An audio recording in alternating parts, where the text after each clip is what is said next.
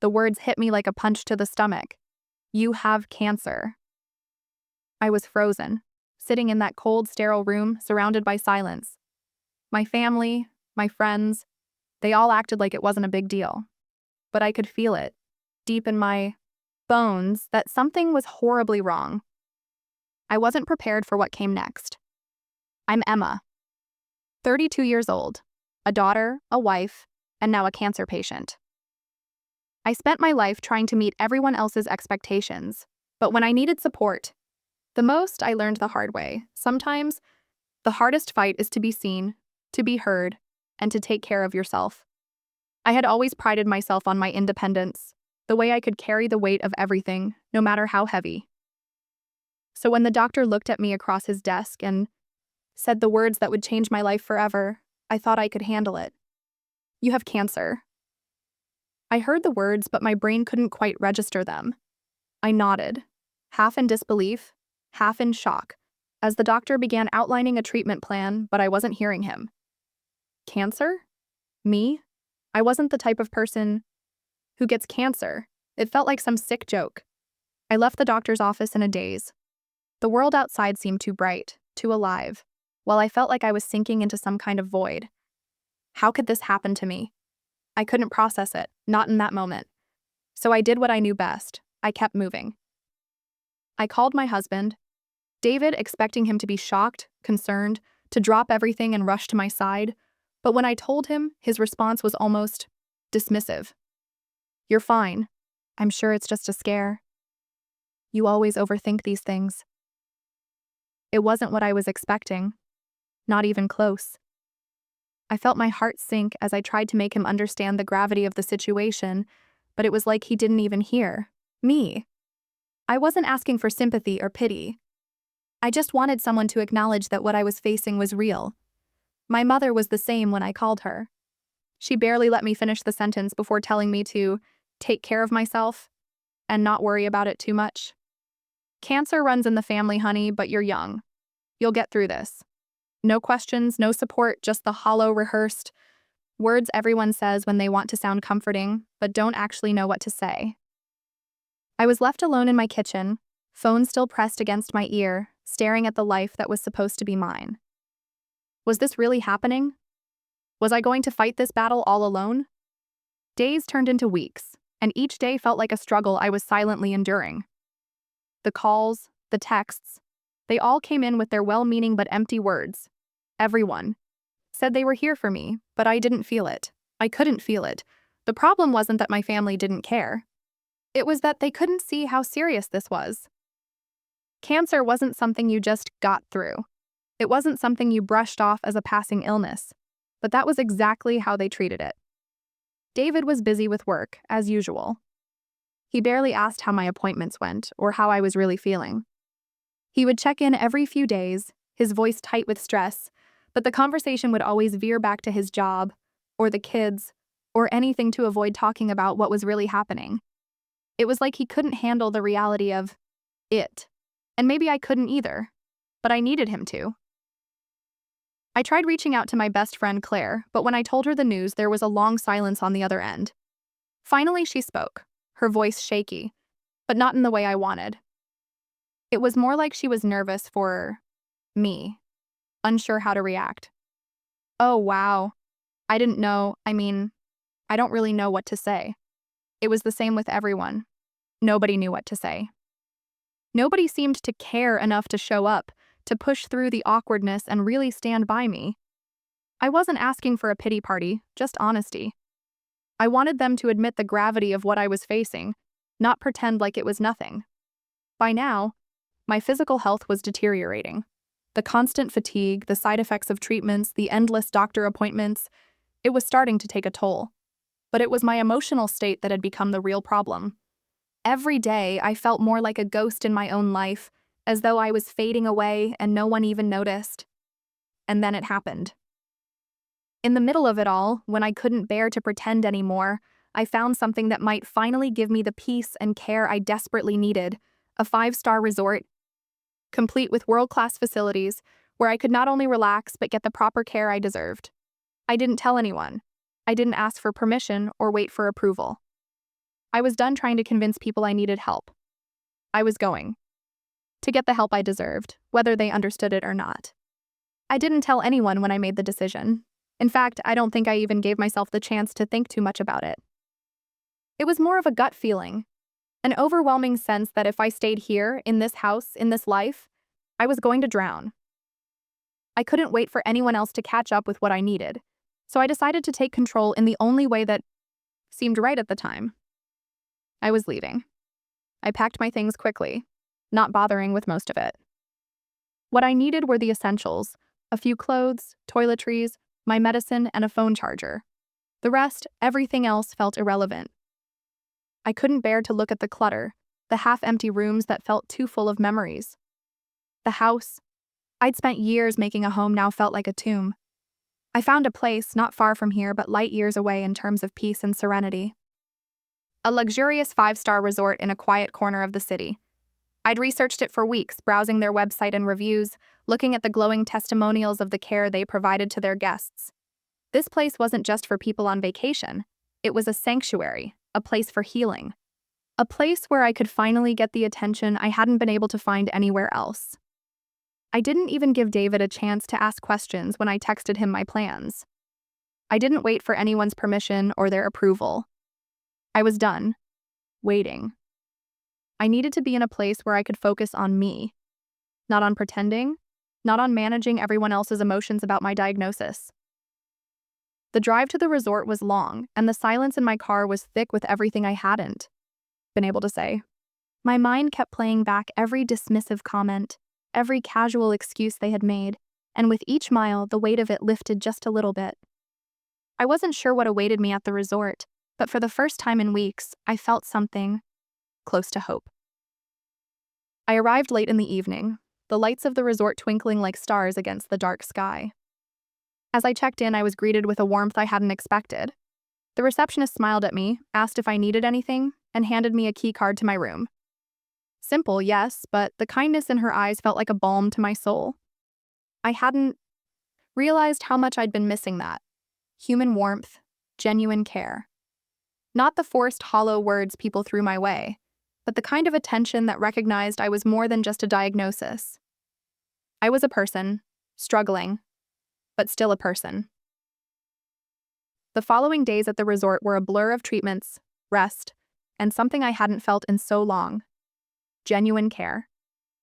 The staff was attentive.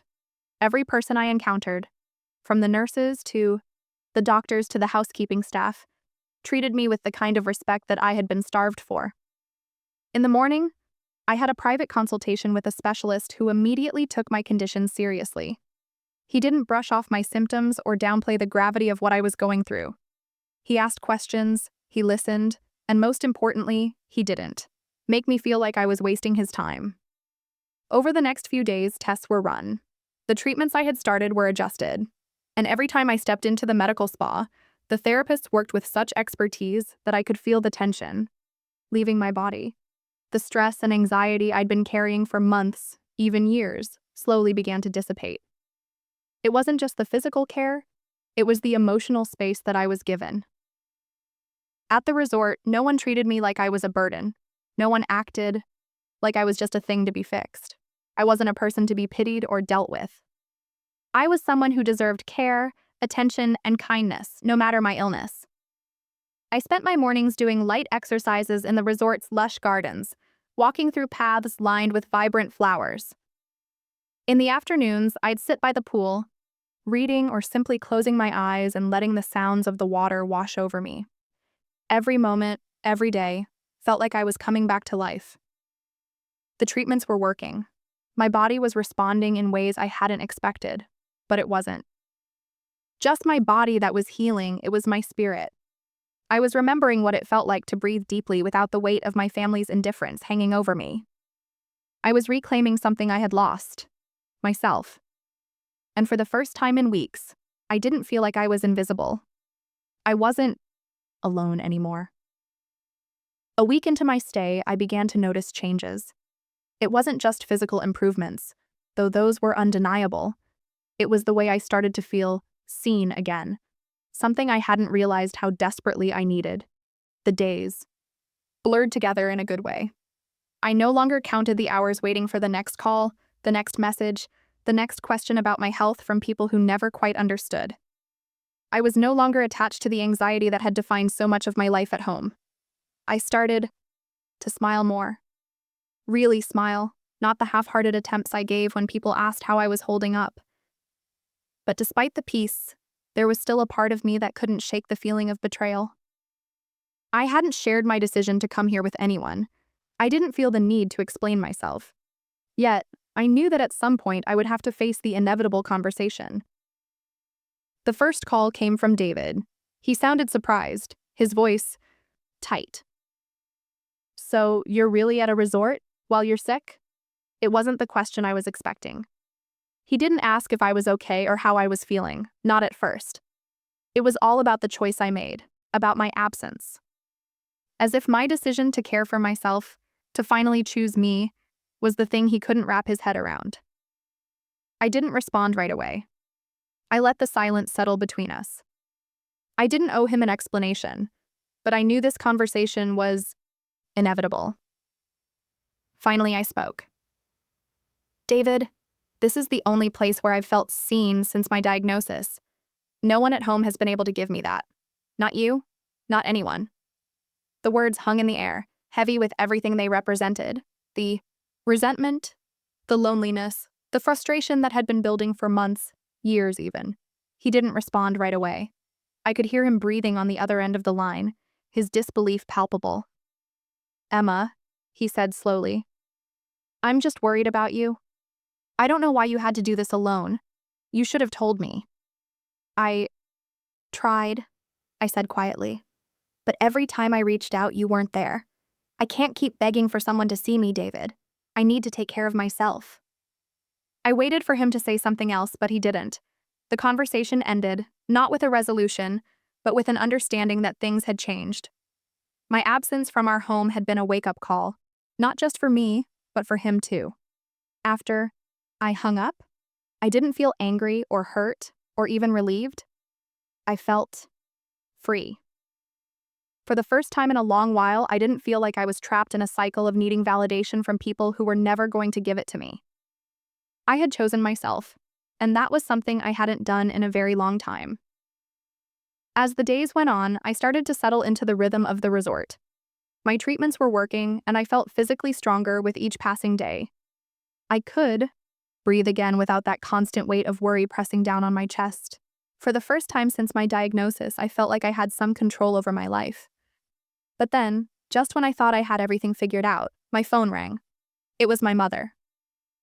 I had expected this call at some point, but the way her voice sounded immediately told me everything I needed to know. She was worried. No, she was panicked. "Emma, we need to talk. David told me you've left. You've gone to that resort. Why didn't you call? Why didn't you ask for help?" I took a deep breath, steeling myself. I had made my peace with being here, and I wasn't going to let anyone make me feel guilty for it now. But still, hearing her voice crack with concern, I couldn't help but feel a pang of sadness. "I'm getting the care I need, Mom," I said, keeping my voice steady. "This is where I'm supposed to be. It's what I need right now." She was quiet for a moment, and when she spoke again, I could hear the sharp edge of frustration in her tone. "But you shouldn't have to do this alone. We're your family, Emma.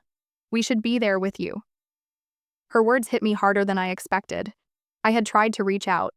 I had tried so many times to make them understand. But all they saw was their own guilt, their own inability to be there for me. I wasn't asking for a fairy tale. I was just asking for their support when I needed it most. "You were never there when I needed you," I said, my voice rising just a little. "I didn't ask for this, but I'm doing what I have to do. I can't keep waiting for you or anyone else to change. I have to take care of myself, Mom." The silence that followed felt heavier than any words could have been. I wondered, for a moment, if she truly understood what I was saying. Or maybe she was just trying to convince herself that she had done enough. Eventually, she spoke, softer now. "I'm sorry, Emma. I just don't know how to help you. But if you need Anything, you know where to find me. I nodded, though she couldn't see me. I know, Mom, and I'm grateful. But I'm okay. I'm where I need to be. With that, the conversation ended. I couldn't tell if she truly understood, but at least she wasn't trying to guilt me anymore.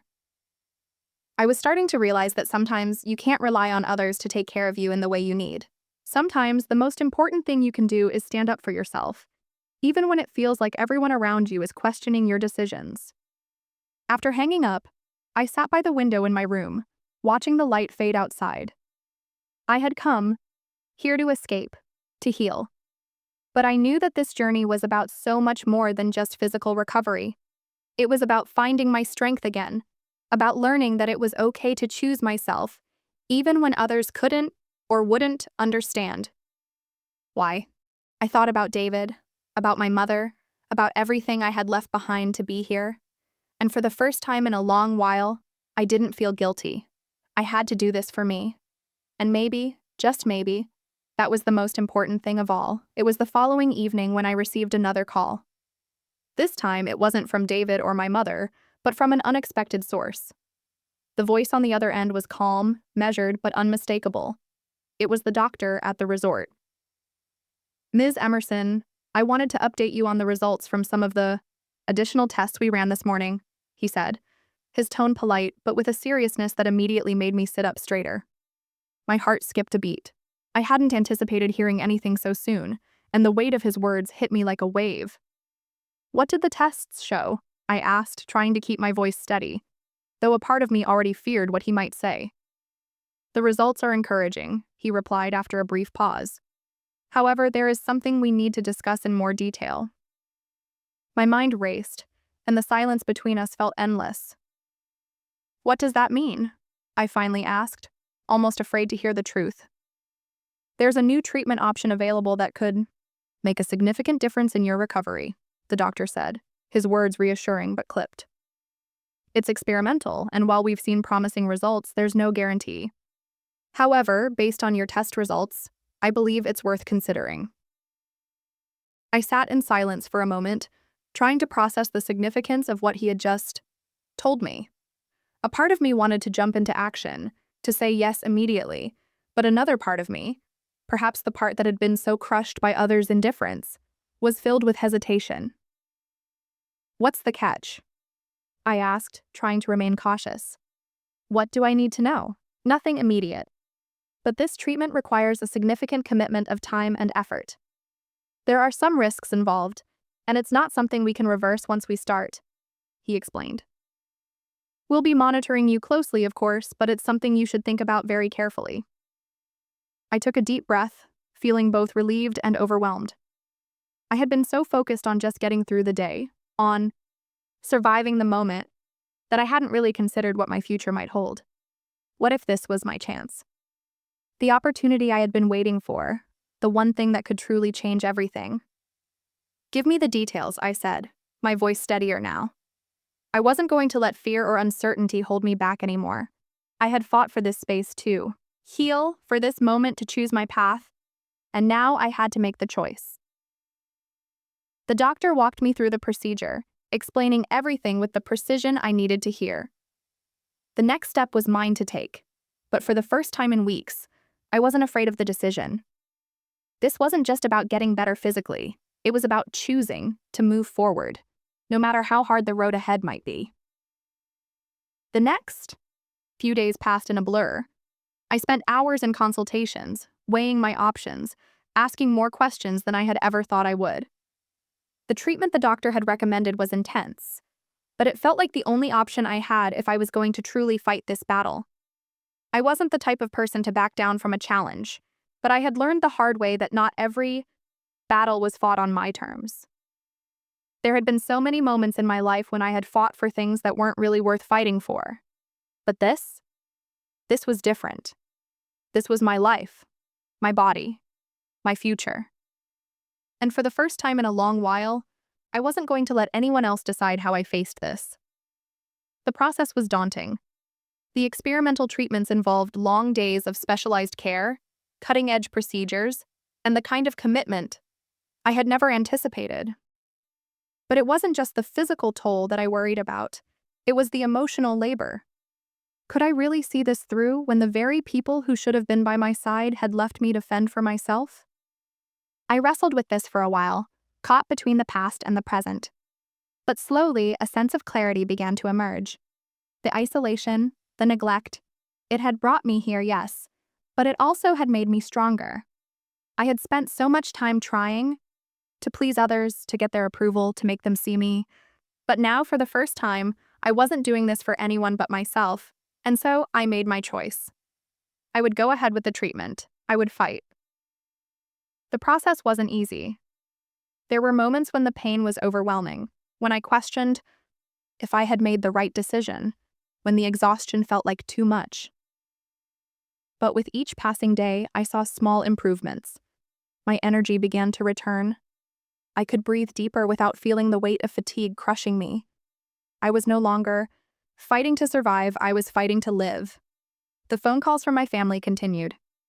David called more frequently now, his tone softer, more understanding. He asked how I was, how the treatments were going, and I could sense the guilt in his voice. But it wasn't enough. It didn't erase the weeks, months, years of feeling invisible, of feeling like I was never enough. And my mother? She called every few days, her voice still heavy with concern. But there was something different in the way she spoke now. She didn't tell me how to handle things or offer unsolicited advice. She just listened. And for the first time, that was enough. Still, I couldn't shake the feeling that there was more to this journey than just surviving. It was about transformation. About realizing that my health, my happiness, wasn't dependent on anyone else's approval. It wasn't about how my family or friends saw me. It was about how I saw myself. The doctor had been right. The treatment was working. But what I hadn't expected, what I didn't anticipate, was that this experience, this choice to finally take control of my life, would change me in ways I hadn't imagined. Weeks went by, and each one brought more progress than I could have hoped for. I found myself getting stronger, not just physically, but emotionally. The exhaustion, the fear, the constant worrying, they began to feel like things of the past. I wasn't just recovering from cancer, I was recovering from the emotional isolation, the neglect, and the years of trying to fit into a mold that wasn't mine. The doctor was right. This treatment, this intense regimen of care and commitment, was making a difference. But what really began to transform was my mindset. The emotional weight that had once held me captive, that feeling of being invisible, had begun to lift. I wasn't just waiting for validation from my family or anyone else anymore. I had given that up long ago. This journey wasn't about proving anything to anyone. It was about proving to myself that I could survive, that I could thrive, and that I could take control of my own life. The phone calls from my family became more frequent, but I found myself feeling less and less concerned with them. It wasn't that I didn't love them. It was just that I had finally realized that my happiness, my health, and my future weren't dependent on their approval. For the first time, I didn't feel the weight of their expectations or their disappointments. David called one night, and for the first time in a long while, his voice didn't carry that same frustration, that same distance. "Emma, I've been thinking," he said, his voice quieter than usual. "I know I haven't been there for you the way you needed. But I want to try now. I want to help. I want to be here for you." I didn't know what to say. A part of me wanted to forgive him, to fall back into that place where everything could be fixed, where everything could go back to how it was. But another part of me knew that the woman I had become wasn't the same person who needed anyone's approval. I was stronger than that. "I appreciate that, David, but I'm doing this for me. I've learned that I don't need anyone else to save me. I've got this." There was silence on the other end of the line, but this time it wasn't uncomfortable. It was like he was finally hearing me. After a few moments, he said softly, "I'm proud of you, Emma. You've always been strong. I see that now." I didn't need him to say that. But hearing it felt like a validation of the strength I had found within myself. It wasn't about what others saw in me anymore. It was about what I saw in myself. The days grew longer as the treatment progressed. I started to take longer walks around the resort, breathing in the fresh air, appreciating the beauty around me. I spent time doing things that brought me joy, things I hadn't made time for in years, reading books, painting, journaling my thoughts. For the first time in so long, I felt like I was reconnecting with myself, with the person I had lost somewhere. Along the way, I wasn't just surviving anymore, I was living. The day of my final treatment came, and with it, a strange sense of calm. I had endured so much, physically, emotionally, but I had made it through. Not just made it through, but come out stronger, more centered, and more certain of who I was than ever before. I stood in front of the mirror that morning, studying the reflection before me. The woman staring back at me wasn't just someone who had survived cancer. She was someone who had fought through more than just illness. She had fought through a lifetime of feeling invisible, of being dismissed, of always trying to fit into others' expectations. And she had come out on the other side with a quiet strength that couldn't be taken away. The phone calls from my family had continued, of course. They had slowly adjusted to the idea of me being at the resort, being away from them, and though I didn't hear much from David anymore, there was a sense of understanding between us that hadn't existed before.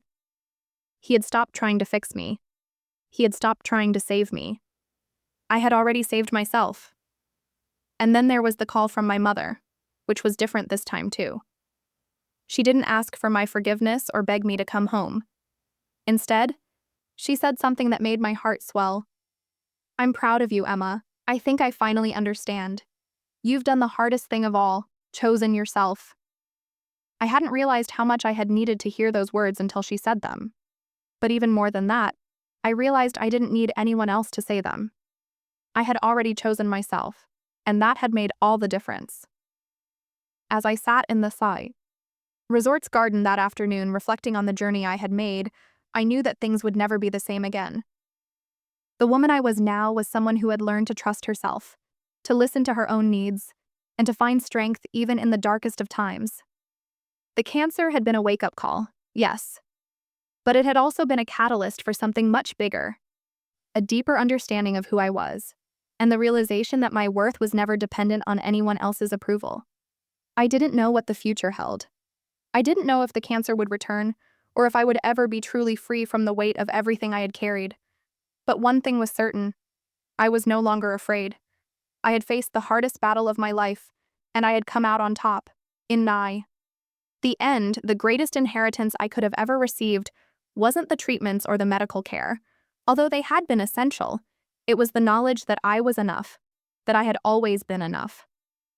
And as I watched the sunset over the resort's peaceful grounds, I knew that my story wasn't over yet. It was just beginning.